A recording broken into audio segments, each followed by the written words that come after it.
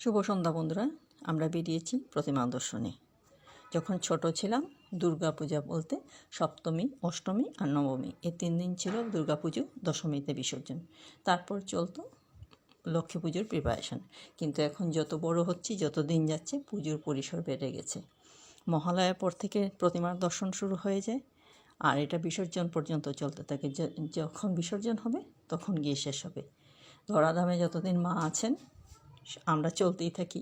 যেখানে প্রতিমা ভালো হয়েছে, ডেকোরেশন ভালো হয়েছে, ওখানে ছুটে ছুটে দেখার জন্য। সেই পরিসরে অনেকটাই পুজো দেখা হয়ে যায়। প্রতিমার এই পুজোর এই 3 দিন বরং কমই হয়, কারণ আমাদেরও কোথাও ইনভাইট থাকে বা কাউকে আমরাও ইনভাইট করি। ওরা আসলে তো একটু বিজি থাকি, তখন আর বেশি প্রতিমা দর্শন হয় না। সন্ধ্যার পরে একটু দেখতে পারি, খুব একটা বেশি তো দেখা হয় না, নো এন্ট্রি থাকে, বেশি ঘোরাও যায় না, পায়ে হেঁটে আর যতটা সম্ভব হয়। আর এর আগে আর পরেই আমাদের আসলে পুজো, প্রতিমার দর্শন হয়। বেশ ভালোই লাগে, সবার সঙ্গে চলতে চলতে, হাঁটতে হাঁটতে পুজোও দেখলাম।